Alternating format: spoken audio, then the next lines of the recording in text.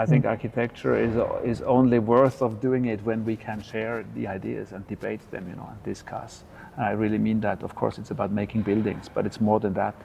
As I said, it's a cultural practice, which is a social practice and a political practice ultimately, and that means we have to talk to each other.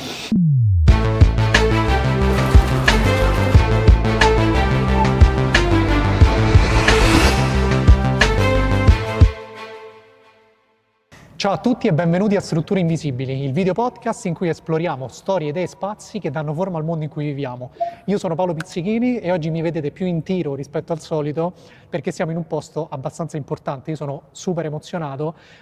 Quella di oggi è una talk molto speciale. Siamo dentro l'Acquario Romano a Roma, dove ha sede sia l'Ordine degli Architetti sia la Casa dell'Architettura, e ci è stata data una possibilità incredibile. Io devo ringraziare per questo l'Ordine degli Architetti, la Casa dell'Architettura e in particolare anche Claudia Ricciardi e Marco Tanzilli di Tari Architects, con i quali uscirà una puntata tra poco, tra l'altro.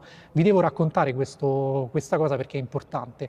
Noi ci siamo visti con loro per un'intervista, io li ho intervistati per il loro studio, e dopo parlando un po', è nata l'idea di creare una piccola collaborazione con l'Ordine degli Architetti e con la Casa dell'Architettura, grazie alla quale noi avremo la possibilità di seguire qualcuno degli eventi di una rassegna molto bella che si chiama Contemporanea e che sta portando avanti la Casa per l'Architettura. Quindi devo ringraziare moltissimo Marco e Claudia per questa cosa che si è venuta a creare tra noi, della quale sono felicissimo. But from now we can speak in English, and I want to say hi to Mr. Christ, Emanuel Christ. Thank you so much for being here today in Rome. It's a great honor to have you with us, and also to have taken the time before your lecture to have this little talk. Just quick words about us, just to give you a little context. My name is Paolo Pizzichini. I'm an architect and a PhD researcher based in Rome. I also found almost 1 year ago a platform called Strutture Invisibili, in Italian, Invisible Structures. That is a platform dedicated to explore the hidden processes in architecture, design, also craftsmanship. So in each episode we talk with an architect or professionist about this world. I have so many questions for you because I love both your theoretical and both practical work, but I promise I'll be very quick today and I respect our time. The first question is about the Kunstmuseum in Basel. The first time I see the exterior of the museum, its mass, its solidity, immediately my mind goes to the Adrianic walls, le mura di Adriano, a Roma, in Rome. I don't know why, but it's a spontaneous association. And I love this work, your work, despite the structure, the prefabricated structure, but the work on solidity, on mass. I remember one of your sentences in which you said that working on form is always remembering the form.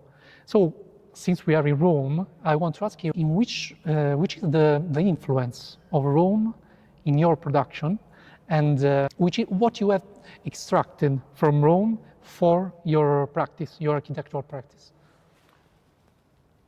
So first, thank you very much for this question, but also for the invitation to this talk and to this conversation. I'm very happy to be here in Rome with you. And to the question, what is the influence, or what did we take from Rome for our own work? I could say this is a lot that we took from Rome. So Rome has a strong influence, has had always a strong influence on our work, because Christ Gantenbein, my partner, and I, at the very beginning of our career, we came to Italy, as did so many architects, hundreds and thousands. Like the Grand Tour. The Grand Tour. We had our own small Grand Tour, which led us also to Rome. And indeed, Italian architecture left a very deep impression. You know, and you spoke about the Hadrian's Wall, or also about other monuments. but it's not only the monuments, it's even the everyday architecture of also modern Rome, by the way, which we still appreciate as an architecture that stands in a spirit of continuity. So that's what is maybe the most important inspiration, that we understood in Rome that modern and contemporary architecture can still be directly inspired and informed by the ancient Roman architecture. I remember some pictures of your Italian Grand Tour, but it's, as I remember, ordinary things. You did maybe a book with so many pictures, with ordinary houses, ordinary Italian architecture, and I found it extremely interesting. Yes, I mean, you're referring to this book, which is called Pictures from Yes. Italy. And indeed, we planned this tour, this grand tour to Italy, and our journey was clearly laid out along the famous and important destinations, the classics of antiquity, but also Renaissance and Baroque. But then, and this is important, and I think we all know that when we travel, we have a destination, but sometimes the journey itself, on the way, you discover the more interesting things, Yes. So we really discovered architecture in a very, very broad spectrum in Italy. Somehow everything is related, I believe. So there is an overarching culture, obviously, but you find the high architecture, the famous monuments, but also the low, the everyday, the mundane. And that's then maybe a bit closer to what we then also knew from maybe the famous photos by Gabriele Basilico, or also, or Luigi Ghiri, obviously, this type of imagery. In our personal collection of images, we combined the high and the low. So Fantastic. It's not about the everyday and mundane buildings only. It was also an attempt to have a new personal contemporary look at the big monuments. So yes, of course, we took pictures for ourselves of all these important buildings, but maybe from a different angle. And I think this is important too.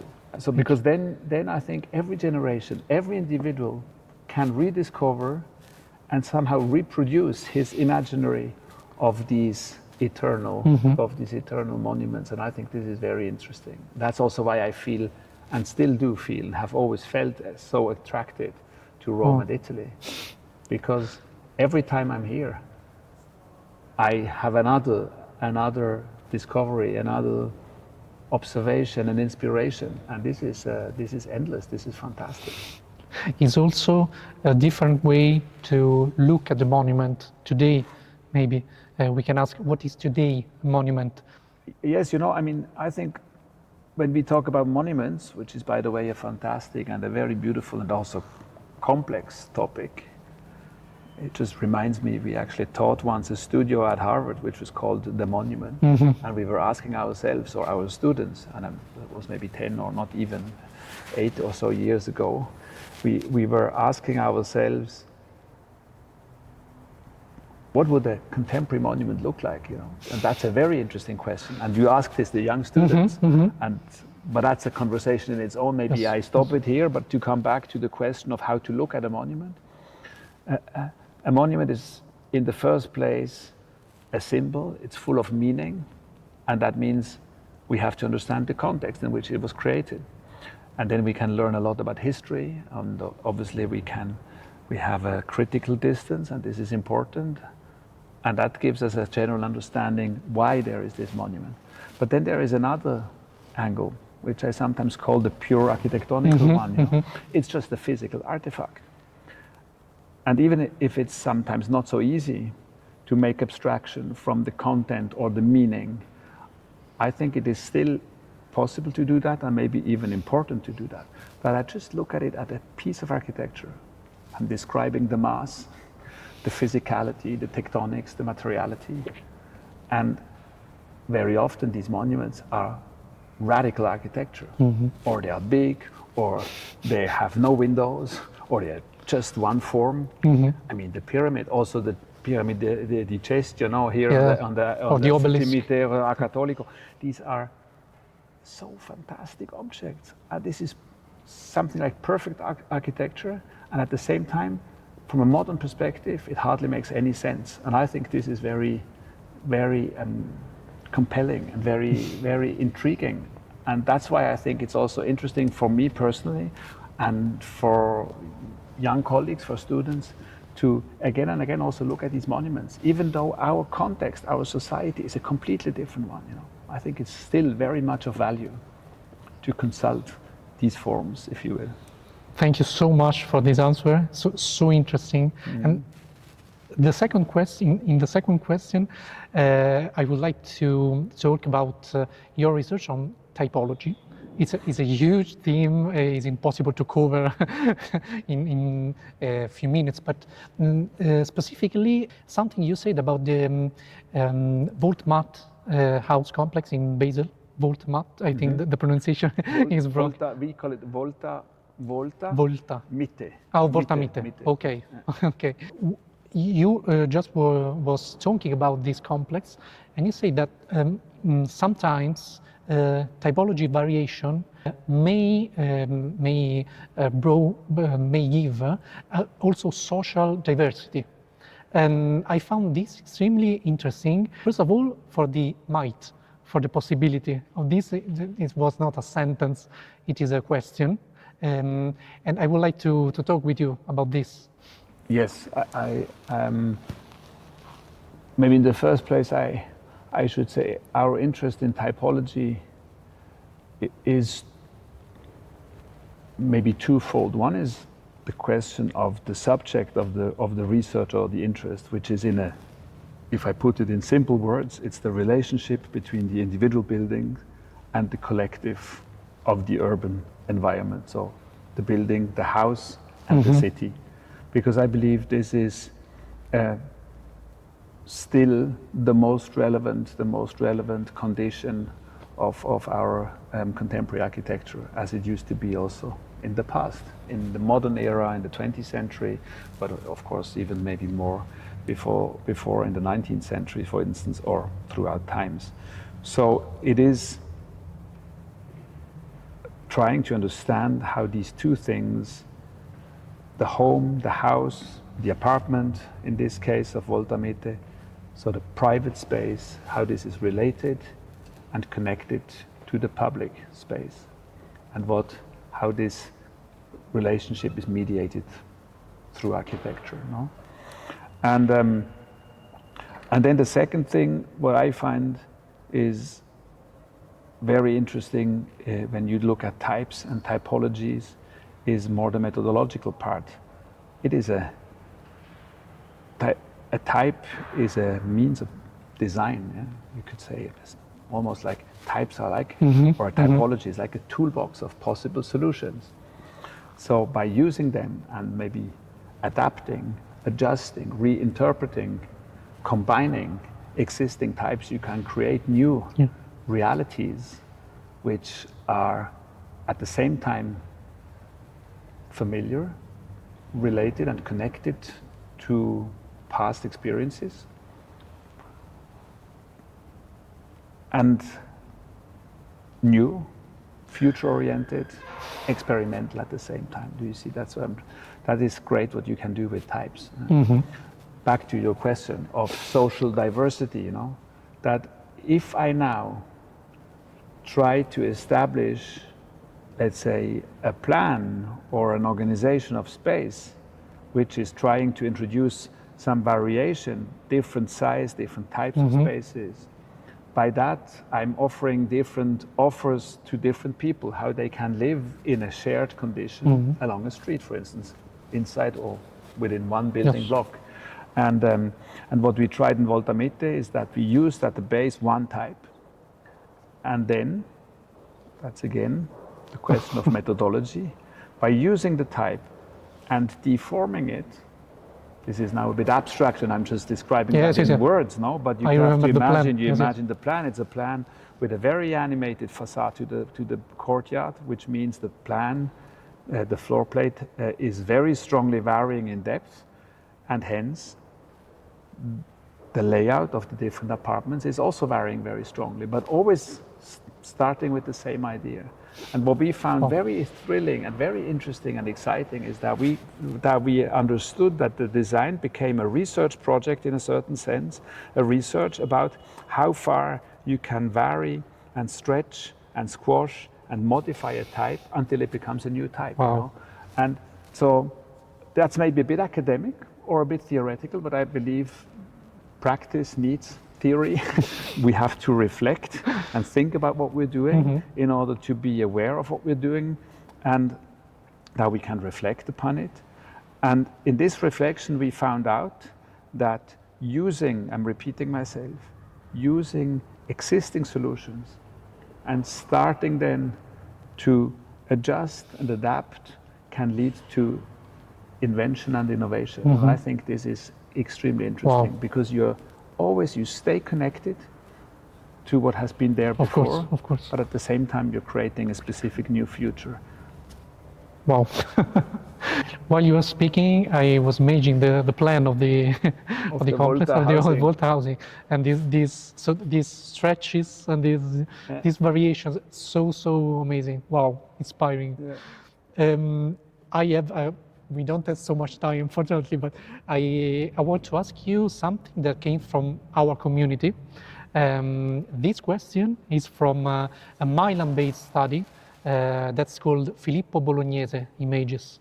Clara and Filippo are two extraordinary architects, and they are also teachers in Mendrisio, and they want to ask you if between your unbuilt projects there is someone that you remains particularly attached, and why?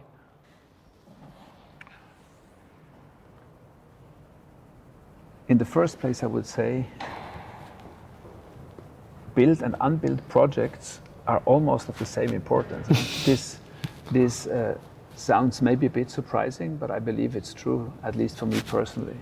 Perhaps there are some unbuilt projects which are also not only not built, but they're also like unfinished in thinking. Yes. They are more like a fragment.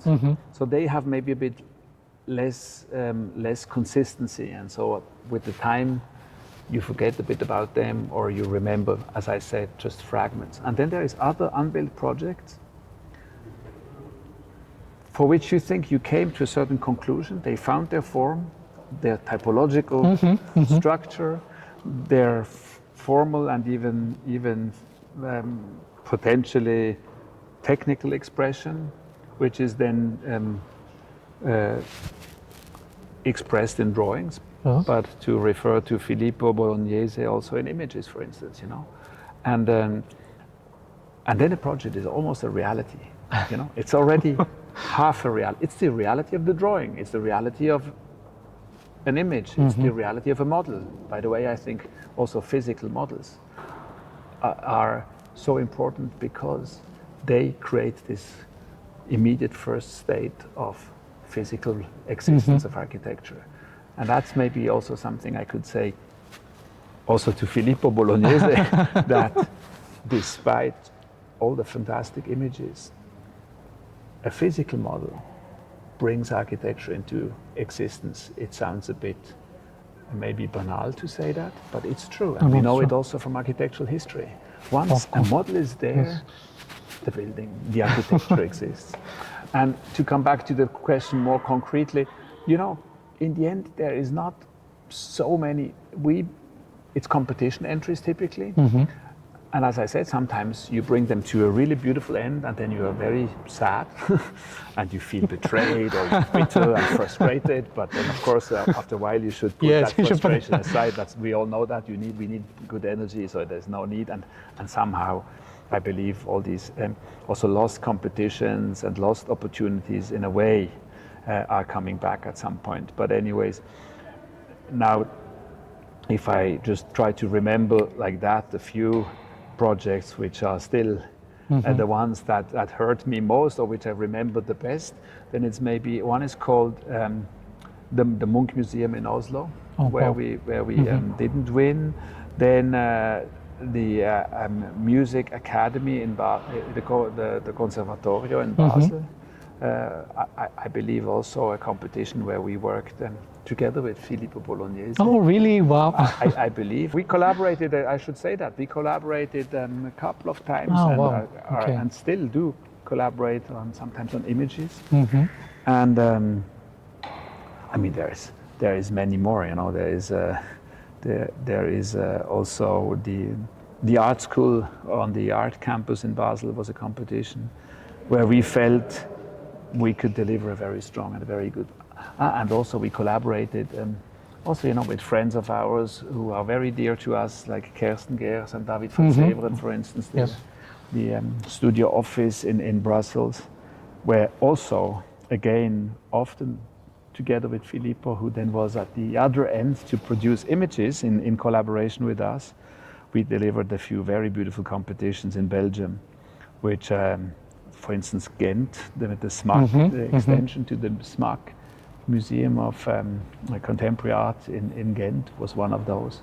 We then typically always get second, but that's another conversation. This is also part of our profession, isn't it? We have more ideas than opportunities to build, but I think this is beautiful. It's better this way than the other way around. But I found extremely interesting your discussion on the physical model, also the importance of the physical model. Yes. The last question is from another architect of our community. She's called Antonia Marmo. She's a talented architect, and she's work is to bring them to create bridges between other industrial world and architects. And she's wondered in which other words beside architecture you found your inspiration. I find my inspiration in the first place in architecture, which is not your question, but I'm just saying that nevertheless. It's very interesting. Or I would even make it even bigger and larger, or maybe also more generous, in daily life. So I'm a person who is really observing life, other people, the city, the street, the neighborhood, and I take a lot of inspiration from that. And I'm saying that very consciously because we're living in a time where distraction from the real place where we are is becoming a big issue, I think, you know. Yes. So of course we exist and we live in a place, but we very often, I'm also speaking for myself, I'm speaking for my kids, I mean, we all know that, we are also very much disconnected from that place. So I even consciously try to be very closely related and attached to places where I am. And that gives me a lot of inspiration, insight and also information, basically, because architecture is a cultural production based on knowledge, right? Of course. And an analytical understanding of the reality in which we are living, by the way. In addition to that, but I think it's very much in line with what I'm trying to say, I take inspiration from the arts, from visual arts mostly. So, and also film, but to me more like Christoph and I, we looked a lot at photography, also related to our typological research, because we see our typological research it's not a theoretical or pure scientific work. It's almost an artistic practice in a way, you know, which there is many beautiful and wonderful examples in the arts. Ed Ruscha, Bernhard Hillerbecher, many artists who created these atlases or these collections of information of photographs, for instance, no? Swiss artists, David Weiss and Peter Fischli is another maybe example, you know, how to look at the world and how to appropriate it and how to make it your own to a certain extent, which then becomes a project. So art is very important to me, and I look a lot at art, seeing artists, visiting shows when I can. That's maybe. Mr. Christ, it's great honor for me, really. I admire so much your work. So it's great opportunity. So I would like to thank you so much. Paolo. Thank you. Thanks for your questions and for the conversation and for the interest, because I think architecture is only worth of doing it when we can share the ideas and debate them, you know, and discuss. And I really mean that. Of course, it's about making buildings, but it's more than that. As I said, it's a cultural practice, which is a social practice and a political practice ultimately, and that means we have to talk to each other. I found extremely interesting also your work as a teacher. When you presented the work of the monument of your students, so amazing, so amazing. The work on the obelisk in Washington. No, but I listened on YouTube. Yeah. Yes, because I gave once a lecture on that in Mendrisio, long time ago, invited by a group of students, and then I think at Columbia University or somewhere, I also talked about that. Yes. Yeah. Mr. Christ, thank you so much. Thank you so much. Good. Grazie a tutti per esserci stati, per averci seguito. Questa intervista sarà ovviamente sottotitolata, quindi troverete tutto anche in italiano o in inglese se volete vedere i sottotitoli in inglese. Ringrazio ancora Emanuel Christ e noi ci vediamo alla prossima. Ciao!